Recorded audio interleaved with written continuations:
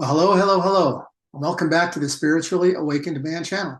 I'm Michael, and today the video is going to be about the 5 impactful things that I learned very early on in my spiritual awakening that have helped me out quite a bit. Maybe you're going through some of these things now. Maybe they're going to come up soon for you, but I thought it might be interesting to run through the things that I remember that I ran across early on that really helped me or helped shape my perspective on my spiritual awakening and helped me along to some of the subsequent steps.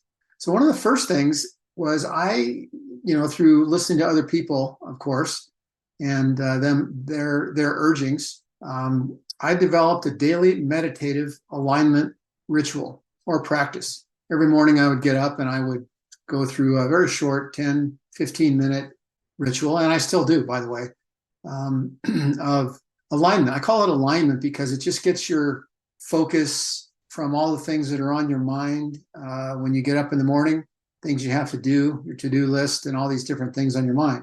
Gets them focused down and out of the way, where you separate yourself from all that chatter and you just think about you, and you just think about your energy. You can use it as an opportunity to ground yourself, which energy before action is the motto I adopted after listening to Jeffrey Allen, and really think about the things that affect your energy levels. That's the key.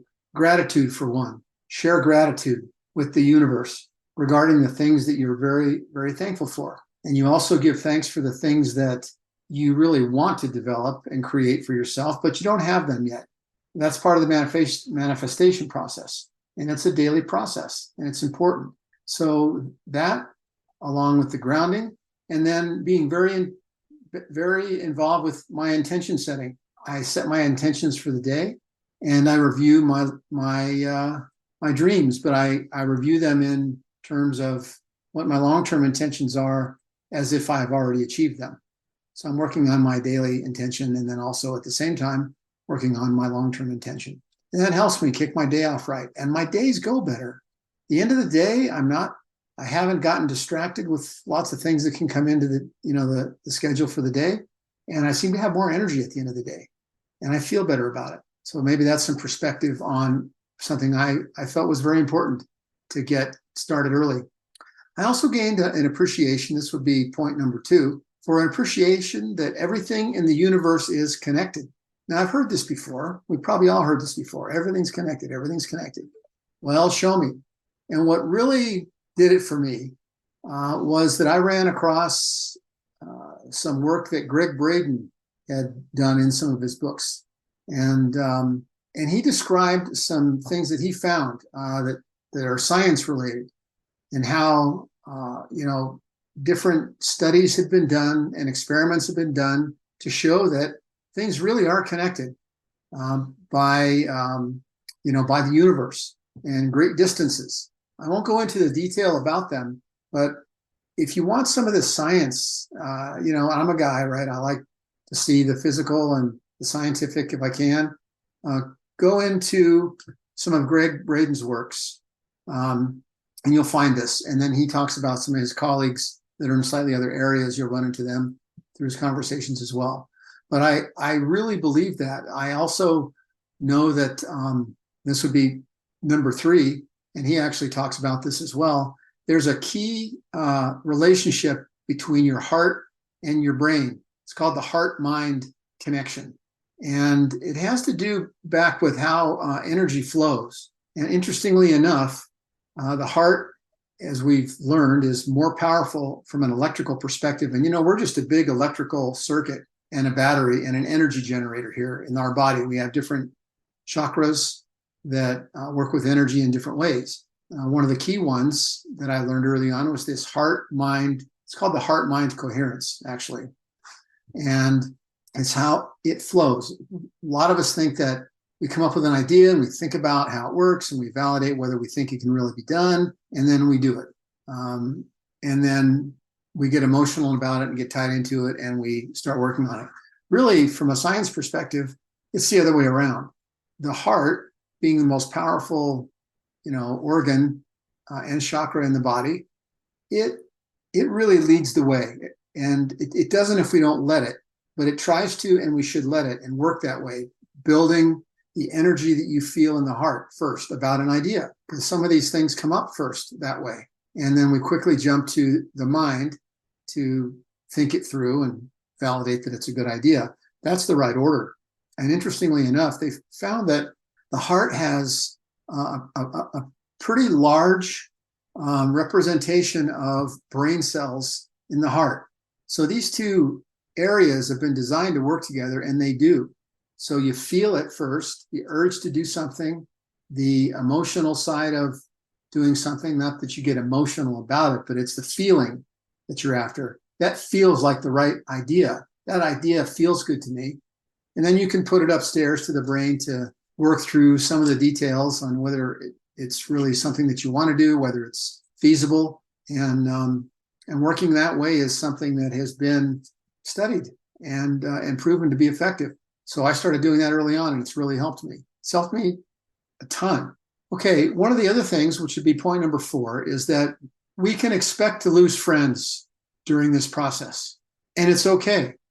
It's normal. We're going through this process of becoming more aware of the energy centers in our body, how that energy flows to the universe, and how it helps us create our reality. And the truth of the matter is, we do create our reality through using these different things: gratitude, the heart-mind coherence. It's all raising our vibrational frequency. And there's other things that we do too. But at the end of the day, our vibrational frequency is rising to a bigger appreciation of our higher consciousness is the direction we're moving, and not being just an unconscious, programmed, individual with beliefs that are put in our head from sources that we didn't allow. It's just something that happens to us, right? And we go through life with a set of those belief systems. This is taking control.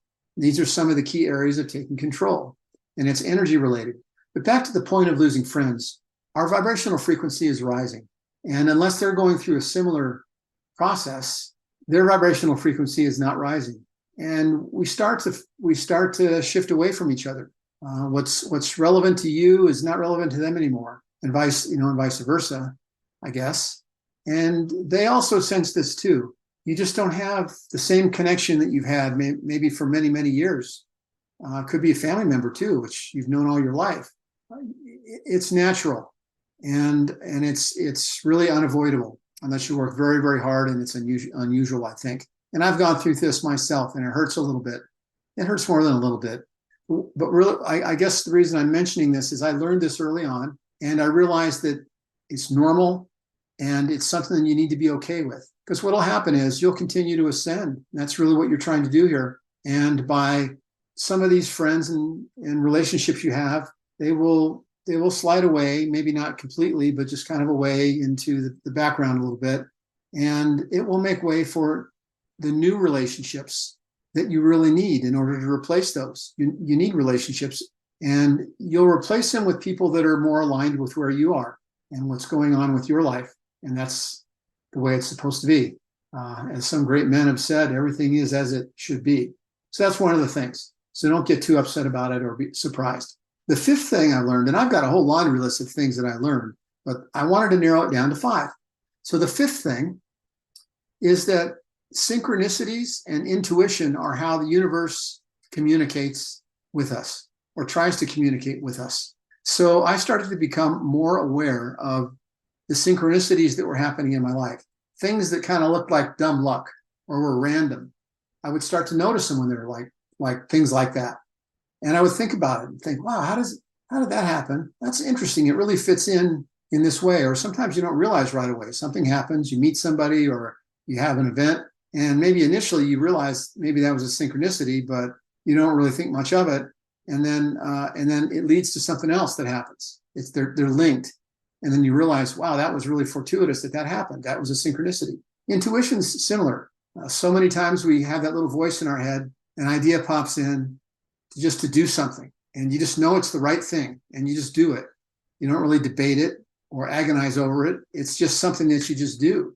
And you start to realize that that's That's your intuition talking to you. You're getting more sensitive as your vibrational frequencies rise to both synchronicities, but also a higher awareness of your intuition. And that's how your higher self and your soul team is communicating with you to try and guide you in the right direction that's going to be best for you, or at least give you the opportunity to take that direction and really think about that intention or that inspiration that popped into your head. So those are the five valuable areas. Run through it again quickly. A daily meditative alignment ritual, that everything in the universe is connected. The heart-mind coherence connection, that we can expect to lose friends, and it's okay. And that synchronicities and intuition are how the universe communicates with us. Well, that's it. Those are the 5 that I wanted to mention. I hope you maybe see some similarities to what you're going through. And those are definitely areas that you're looking to do a little digging. Dig into those areas. You'll find out a lot more about them, and maybe you can put them to use for you. Well, this has been great spending some time with you today, and I look forward to presenting the next video. Be well, and namaste.